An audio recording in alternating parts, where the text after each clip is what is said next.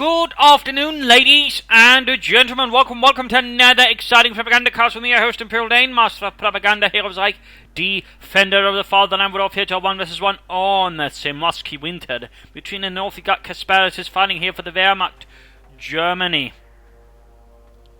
Force Kampfgruppe Meyer versus in the south, you got Spander here fighting for the Soviet Union. For the glory of the Soviet peoples and the 12th Guards Rifle Division with Guards, Motor, Lend-Lease and Mechanized Support, which overall does sort of a mixture of armor and guardsmen, versus Casparitus, Spearhead, Mobile Defense and Mechanized Assault with the numerous Tigers hiding, plus smoke and other bits here and there. He's also got a double Pioneer start, thus allowing him to grab more territory right off the bat. The Pioneers rushing here and there, Grenadiers following up, German Infantry. Whereas Spander is going for the double conscript squad. Of course, he can get away with it since he doesn't have to build an infantry company, and that way he can so quickly rush ahead. Also noting he actually rushes ahead the engineers towards the corner building here, which does in fact allow sort of for most Wehrmacht players that go from the north, so basically hold them up since they tend to get very focused here. Few players will actually just consider, well, maybe I should just take another route entirely. They are very insistent about pushing through here. So through this move, I mean, could have some good moves there. But there's one thing we also note then. While he's clearly still focusing a bit in the east, he's not directly too focused. He's also pushing westwards. So Casparitus is sort of trying to edge out several routes here, more specifically focused on the field, where Spander is sort of more focused on just sort of establishing a dominant situation in the center of the map, making hard, of course, that is to move through there, and again forcing Casparitus out on longer routes. But again, depending on Casparitus' place, he can play around it. Either way, bit going on there. Conscripts opening up from inside the house, the nice warm house, warmish. Anyways, almost got the fuel point there, and he might also get the fuel point up north here. Basically, he's got a few points that he's got this connected, though it's a bit tenuously. Good counterattack here from Spander with enough infantry, quick push through. And now he's things also get a bit interesting. He actually quickly retreats his engineers only after 2 conscript squads, so clearly Spander is intending to take up. But the question is, Special Rifle Command, or will it be Support Them Company? On a map like this, Support Them Company with its Maxims, mortars and such could be a good choice. Of course, you could also go for the Special Rifle Command, penal troops with flamethrowers, snipers. Also, I think a workable option here on this map. I mean, they both work well, but overall, it also depends a bit on playstyle, of course, of the players. Some players will do better with a bunch of support weapons, others will do better with penal troops and snipers. But why going down? And it is the Support Them Company here for Spander, which could have indicate he might be planning on just digging in around the town centre, and certainly with also noting 2 guards bulletins, of course. I mean, he might go for these 2 more than this one, though this still does offer guardsmen, just sort of get something right with those bulletins there. Down here, conscripts doing what they can, but with the Grenadiers inside the building, the Pioneers supporting it, they are simply outgunned. They drop dead like sacks of wet potatoes. They have been out in the sun for too long. Ja, wie did it, Wilhelm? Wie sure shoots those Russians? Ja, don't stay out in the open. Communist pricks. Comes there firing in. Grenadiers holding up here, basically sort of a bit of a standoff here. Now they're really sort of daring to push a bit further. And overall for Casparitus, as long as he just keeps the fuel point, he's already got a bit of advantage. In fact, he's got both fuel points now, so what will he do?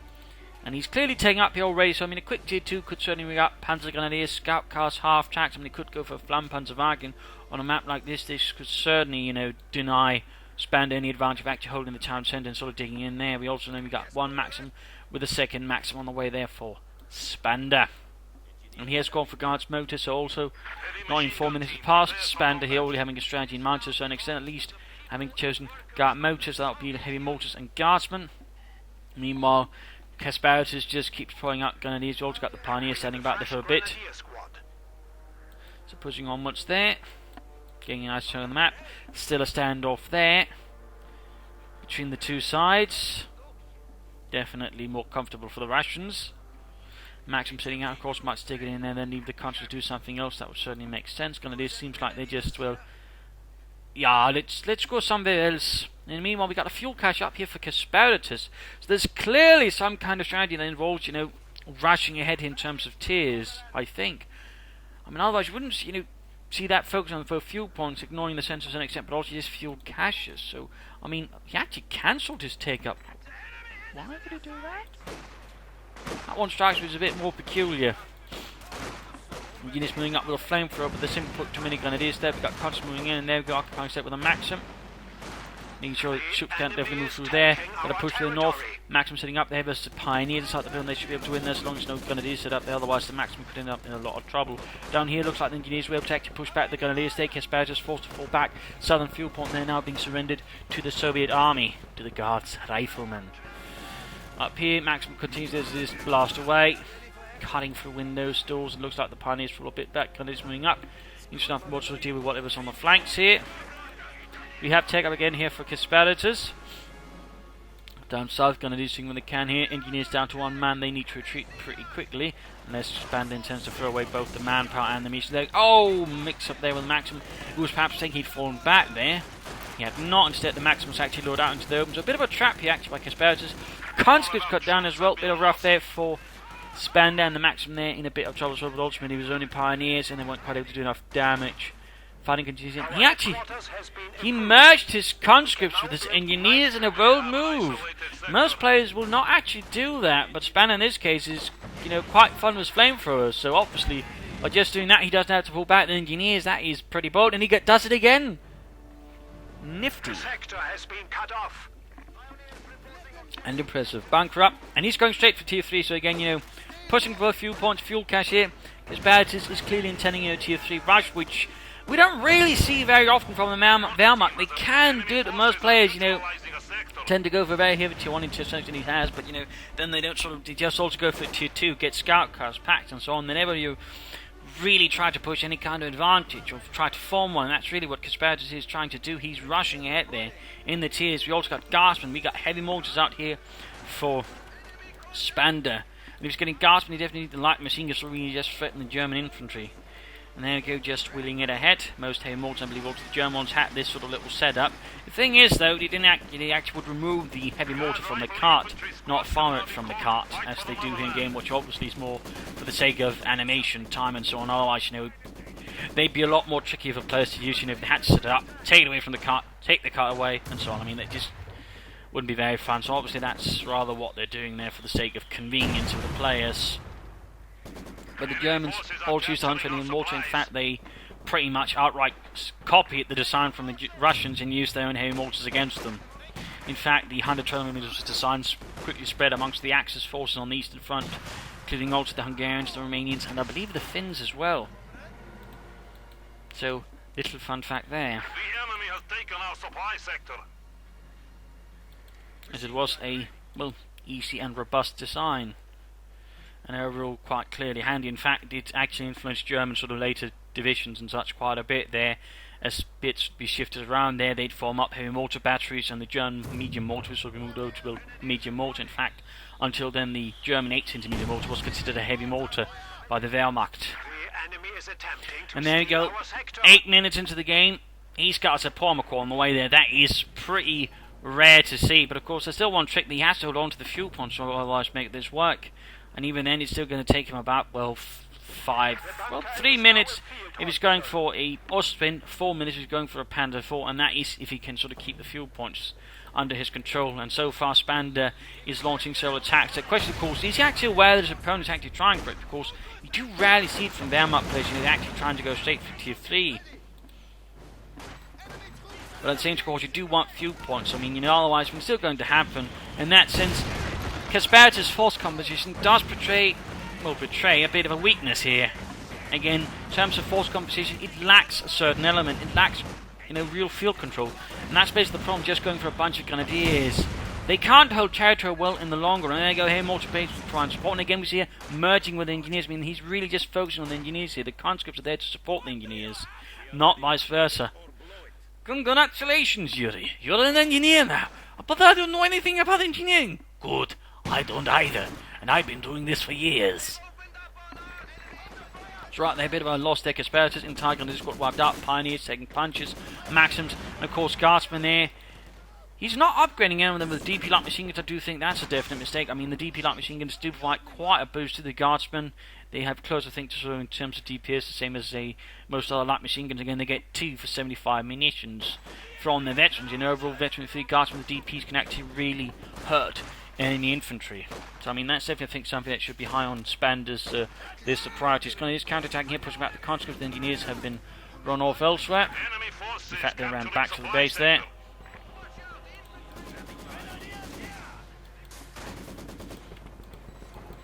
Pioneers and all to the Flammenwerfers. No sign of support weapons left for Casparitus. Again, I think that's really sort of the big lacking, and again the thing that's going to make it very difficult for him to actually control the map and actually hold the fuel points, which again means, you know, his opponent might just be able to catch up. In fact, there we go, we got the tank of a tank command up there, so while Casparitus was able to rush ahead, he wasn't able to really take the full advantage of it. But even then, I mean, a tier 3 rush as the Wehrmacht is tricky, and again is very dependent on the actually being able to hold the fuel points for any prolonged period of time, and does require, I think, a better mix of support weapons, not just in Grenadiers. I mean, he pushed ahead, but again we can see here the Grenadiers just can't quite hold the map. I mean, for this to even sort of remotely work, also you probably need command bunkers established here and there, but again there's not that either. I mean, you really need to do anything then sort of overcome the weakness of the Grenadiers, which again is their 4-man size. And that's just not what Casparitus is doing. So right now, his strategy is encountering some issues. You also get doctrinal choice here. It is Spearhead Doctrine. I don't think he's going to go for his Mortar Half-Track right now. In fact, a Mortar Half-Track would be really dumb, since that would derail his strategy completely. In fact, he's also left himself with quite a gap there, since, well, he's got no anti-tank. I mean, if you were to play, so, you know, for tier 3 rush, part of me would suggest, you know, you need either elite troops or encirclements, since then you can get stormtroopers out who can sort of get assault rifles or panzerschrecks, depending how the situation sort of evolves. At least that way you got some anti-tank. Casparitus does not. He's getting light machine guns, but the light machine guns are going to be absolutely worth bugger all, versus, you know, any tanks that's going to come in there, and Casparitus clearly moving in there. Mine's going down there by the trees.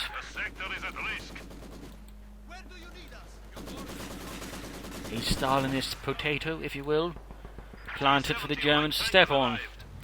T-70 sitting out there for Spander. Up north, Guardsmen, they're still fighting what's the Grenadiers, the Pioneers. He's still not upgrading the Guardsmen with the light machine guns, though. Oh, wait, there we go. We got one unit at least sort of upgrade with them. That's good, but he needs as many Guardsmen upgrade again. The boost it gives you is quite sizable. Pioneers are dealing with a maximum, a bit on its own. Need to retreat. They're low on health. Conscripts need support as well. So there we go, we got the T-70 here to the rescue. The tiny tank of terror. There we go, opening up the Pioneers inside the building. Heavy fire going through the windows, the doors. Coaxial machine gun joining a bit as well. Grenadiers versus conscripts. Up here we got Guardsmen up, the Grenadiers running about as well. No upgrades for them though. And Guardsmen of course do have the light machine gun, but of course will Spander realise what's going on and get into heavy cover just in time, otherwise they are rather outnumbers and out in the open. There we go, Rifle Grenade off. Dear. Might in fact be too late, he needs to retreat. You got a fragmentation grenade, you got Mortify going down. Oh, almost got a wipe there, veterans on for the Guardsmen. Need more troops, got a demo charge there. In terms of positioning, he's got to be then banking on his opponent actually moving in there, otherwise we can't see, you know, it's not going to work. It's that way he's planning down a mine as well. Some players like to do that, combine a mine and a demo charge, you basically got yourself a really, really nasty mine that can pretty much wipe any infantry unit, and also deal with some tanks, lighter though. Casparitus though is close to be able to get out his first Panzer IV, but again he has been a bit hurt. Then again the map control is a bit of a struggle. He's also got quite a bit of manpower. He could actually probably gotten away with getting down another fuel catch, so just floating all this. But there you go, Panzer IV on the way.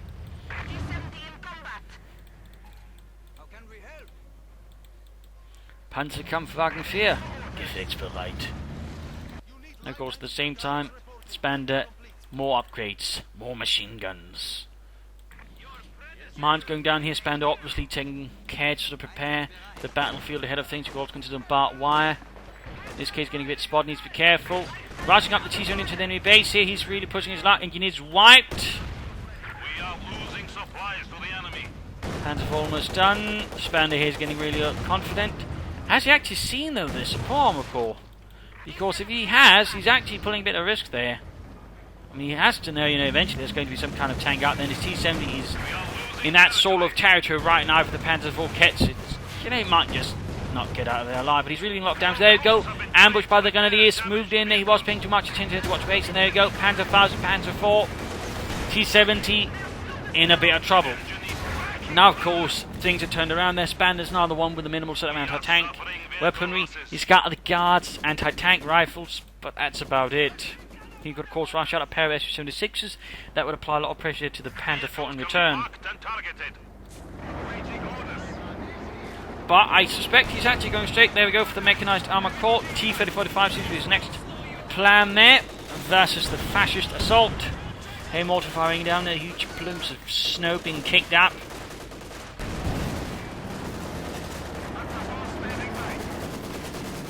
Maxim firing in, there we go, popping smoke. Seems a bit excessive, but I guess he's a bit worried about those anti-tank rather than any anti-tank grenades. Mortar on the way here for Casparitus, a bit of a light artillery, though it's not quite going to be able to match the heavy mortar there from Spander. It is time though for the mid-game analysis in terms of damage. Spander's ahead in terms of kills. Spander's ahead. Partly, I think, due to that T70. So, Casparitus is actually in a bit of a situation again. That's partly also the fact he was playing for a strategy very much focused and just sort of trying to rush for tier 4. And then again, the force composition which did so, and again, dangerous force composition, more machine guns, I think, would have skewed things more towards his favour here. But instead, he went fully grenadier, and he is paying the price for it. Plus, of course, Spander made some rather neat little infantry checks here and there to keep up the pressure with certain elements. So there are some things to keep in mind. In terms of army value, Spander slowly being hit by Casparitus, though, is getting back in the game here. The Panzer IV really is giving him a boost, and certainly also knocking up the T70s, giving him another boost. In terms of points held, though, again, we can see the Spander sort of holding nicely. Casparitus sort of, had that initial whoa, but then of course you sort of see what happens when you sort of just rely on grenadiers. You can't just hold territory very well. You are relying on your support weapons, so you just hold territory for a longer period of time, and that's basically what sort of kicking Casparitus in the shins. So for Casparitus, he needs to basically use the Panzer IV as aggressively as he can, support it probably with his grenadiers and pioneers, and so just try and push forwards, push back Spander, deny him the fuel points, otherwise, because Spander might be able to bring up some nasty armour himself, and he clearly is intending that. We got the Mechanized Armour Company on the way, and looking at his fuel income, in about 2 minutes or so, he can begin calling in a T-3045, which is certainly quite more of a challenger to the Panzer IV than the T-70, and almost costs the same as the Panzer IV. In fact, fuel-wise, it's only 5 fuel more, and manpower-wise, it's not much more, but again, you do get a lot more health, and certainly in some ways more impressive guns. So there are some challenges there for Casparitus to keep in mind. So, but again, for Casparitus, keep the pressure, keep attacking, go for the fuel points, and overall, trying to keep the Panzer IV properly supported. For Spander, get out that T-3045, consider perhaps getting a fuel cache for himself, sort of further keep the fuel supply running, get out more tanks. He wants numbers, he wants strength in numbers, raw tank power, roll over Casparitus that way. But also, more mines, and upgrade the damn guardsmen with the light machine guns when you can. All of them, even gets more, upgrade them. He needs as many light machine guns as he can to make things as miserable for the German infantry as humanly possible. The more he can kill, the better. So, really, upgrade them. There's no reason not to upgrade, I would say. Plus, of course, you get Button, which can, of course, be used in support with other things. And, of course, with the Panzer IV up, and he might also get at least a field gun or some S-6s to support, just to get a bit more long-range anti-tank firepower to keep the Panzer IV a bit more honest, a bit more safe. He's sort of tucked away from sort of more vital elements, also force Casparitus to play a bit more safely with it overall. So those are some things there to consider. But overall, let's return to the fight and see what happens actually. There are many paths they can take. The question is, which paths do they take? Panzer IV towards the west. He's clearly intending to take here. Maxim's guardsmen, but they are not upgraded. They're low on health, they're low on numbers. There's no concept to merge with them. No reinforcement. So the west side here is a good point there for Casparitus to start, and he does so quite nicely there. Should, by the way, consider throwing a pinball machine gun on the Panzer IV. Guardsmen then being pushed back. Maxim then be out of trouble. Gets out. Takes a minor loss. Going there for the cut-off point. Heavy fire raining back and forth. More troops being in support. Good work. Again, keep the Panzer supported. No response to the assault there. Instead, he's just pushing towards. He's not gaining the victory point there either. In fact, he's got a huge victory point lead over Casparitus. Could actually be further reinforcing it, but isn't. Which gives Casparitus more time to do what he wants. Concepts Honey here evades a sort of rush and add tank and sort of knock it out, or at least damage his engine. Very close there to the T-3045. In fact, he's getting 42 fuel per minute now. That's a lot of fuel. The light machine gun fire there, Concepts quick to fall back into a slightly safer position. T-35 there on the way. And if you can keep that up, in about 4 to 5 minutes, you can get another one. 4.5. Of course, keeping up at 42 fuel manpower income without any caches is pretty tricky, and it doesn't take much to throw that off, but if you can, of course, the better. Panzer sitting up, minor loss they've inflicted on the Grenadiers. Max needs to fall back, we got the Panzer striking. Still a machine gun for it. Guessing Grenadiers instead of getting it. Need to fall back though with Maxim. Low on health, building about to collapse. There we go, down to 2 men, low on health, veteran T2. Sprint! Yeah, shake it. Shit. There you go. Cemetery not looking good. Haymotor crew also needs to get the devil out of there, taking losses. And going to be securing territory. We got an engineer unit moving in. There we go. We got the T-3045 arriving here for Spander. Can't quite remember, they actually arrived late 43 or early 1944, but they didn't sort of get into the real bigger numbers, I think, until 1945. Of course, there'll always be a bit conflicting sources on that, depending on who you ask. But there you go, Panzer IV taking down, stepping button up, and a tank runs with close range, taking a bit of damage. Betty 2 there, which I do believe does increase the penetration, making hardly the Panzer IV. The Panzer IV was down. T-35 to get one good hit, non-good hit. Smoke there, just giving it time to get out of there. Damn close, he's going in after it, he needs to be careful though. One wrong move here could result in it being caught in any base. We got a flag to make a nice company up, we got Pack 40 on the way there for Casparitus. Spander continues, he's on the hunt, he smells blood.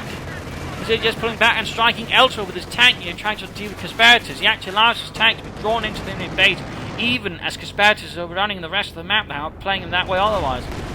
Panzer IV should actually consider, I think, just blitzing away. He's actually getting awfully close. They're getting Panzerfaust. We've got the Pack 40 there rhyming as well. Spander might just have taken the bait there, or unintentionally create a trap for himself. His Casparitus is more than eager to take advantage of. Either way, there we go, another hit. T-35 has a hard time there hitting the Panzer IV. There we go, gets it, but still we got the Pack 40. We got Panzerfaust nearby. There we go, hit from the Panzer up there, Kanone. Slight kill there, but not enough. And there we go, damaged engine, sliver of health, no support. Nothing unique can be rushed forward because the front has been pushed forwards by Casparitus. And the Guardsmen, they're not quite eager to push forwards. In some cases, I still think they haven't been upgraded either. So right now, Spander is in a bit of trouble there. He's trying to desperately get the T-35 out of there. With its 85mm gun, we got a third guard squad on the way. Don't think he's upgrading it, and he can't even upgrade some of them, so right now that plays a bit of a nasty situation. Oh dear, got too close to the Grenadiers. Panzerfaust and kaput. Target taken over for Casparitus, but doesn't have the resources for it. He's better off just going for a Panzer IV. And obviously now Spander needs to capture the fuel points, and he'll try and play for another T-35. Of course, he could also try and go for the, well, much more cheaply accessible T-34, send a 6 immediately strike, push back, Casparitus, and then of course get some T-35s afterwards to support. There's very much an option. Guardsmen versus Grenadiers here. No light machine guns, otherwise I think that would be rather grenade off, not paying attention, and wiped. Huge loss there for Spander. That T-35, I think, rather, well, ruined Spander's momentum here again, combined with everything else. Then now Casparitus is really pushing back, taking advantage of things. He's secured a Maxim, he's got a mortar now, so all of a sudden he's actually got support weapons now to pressure back Spander with.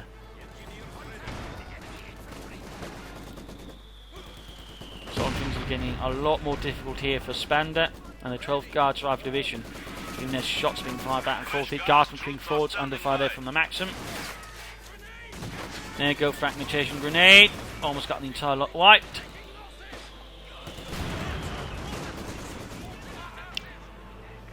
Heavy mortar then troubled the Pioneers and Grenadiers. Another Panzer IV on the way there for Casparitus. And the Kampfgruppe Meyer. Meanwhile, Grenadiers flanking in from behind. Cause a bit of trouble there. A bit of unpleasantness for Spander. Was called in even more Guardsmen.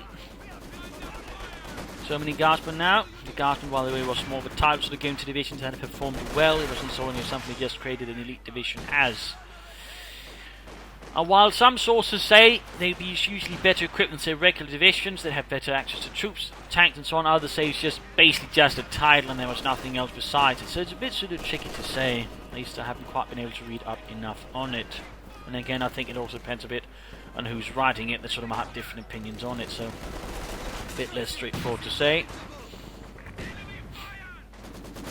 But usually they might you know, be of better quality again due to just being simply having a high percentage of veterans at the very least. They even they of course suffered losses as the war progressed and certainly wouldn't have been quite full strength. In fact, that was one of the bigger issues of the Soviet army. It simply didn't have the manpower as the war progressed to keep its divisions full strength. So you can say a division of infantry, for example, would only have maybe 6,000 or 7,000 men in it. Panzer IV, they're blasting through the machine guns firing. No anti-tank guns. Again, he's relying solely on the anti-tank rather than any armour. He's decided not to get out of T-34-76, so he's again waiting for the T-30-45. He wants the biggest of the big he can actually get. There you go, guards rushing forward, anti-tank grenades ready in hand. Panzer IV falling back. Almost got the fuel point there.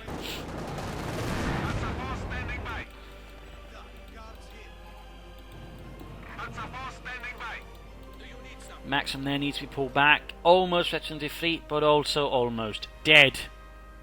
Hello? Is anyone there? I need help. I'm dying here. At least, might die.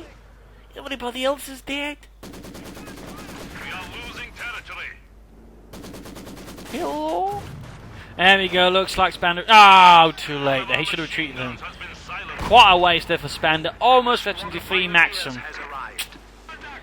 Absolute shame. And still not good there for the Guardsman. He's almost got the T-35 there. He still needs a bit of manpower more, and he can call in the mighty T-35. Pride of the Soviet Armored Forces.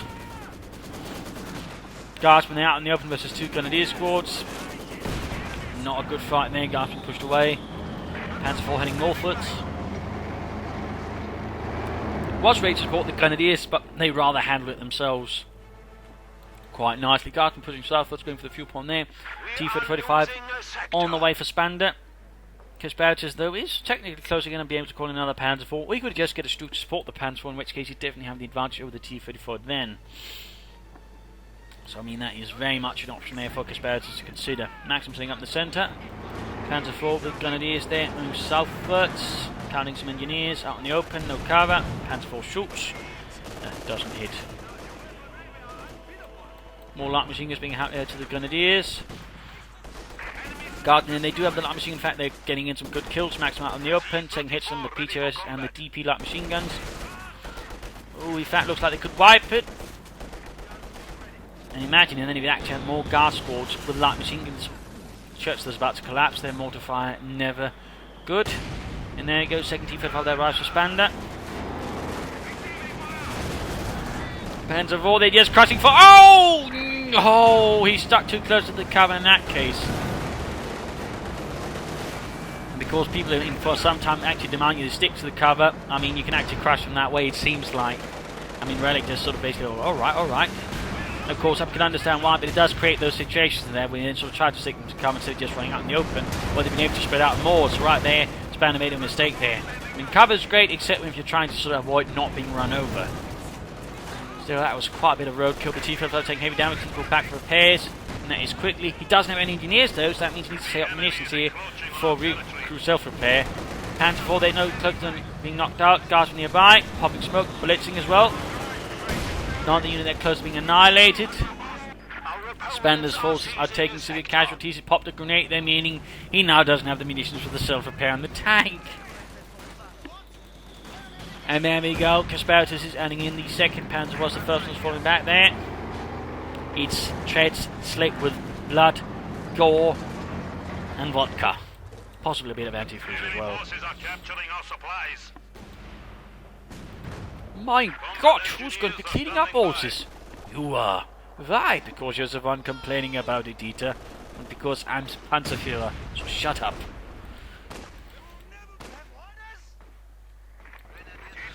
Right now the tank's a bit stuck there. He's getting some engineers there to try and fix it up there. That is something. Also, fun fact, in the T-3045, the turret wasn't actually a separate compartment from the rest of the tank. It was sort of, yes, you actually stood up in the tank that way and sort of just fired from it. It also created things a bit tricky in some senses. Also, basically, all the munitions were scattered across the bottom of the tank, so if you got hit, things could get a bit unpleasant. Panzer IV moving out.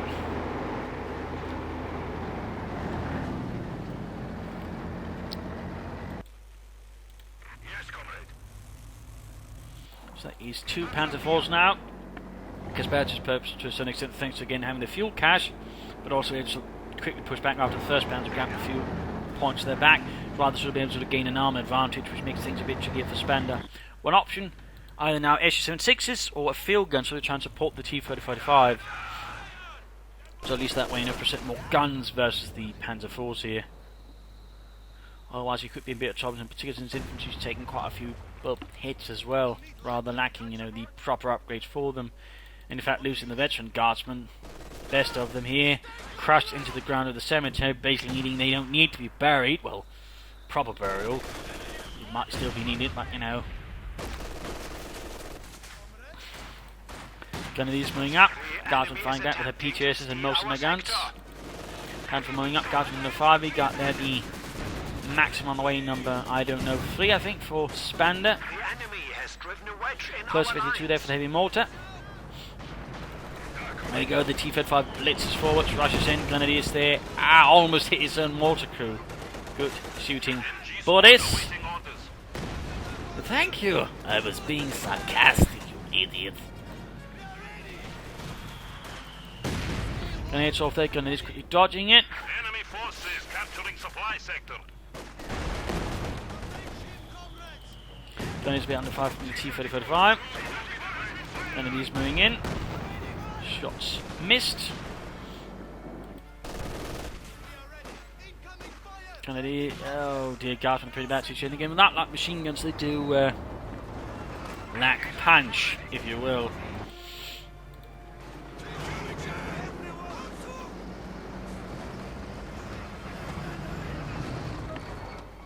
Looks like Spander might be playing for another T-3045, or as opposed to T-3476, or maybe an SU-85. Oh dear.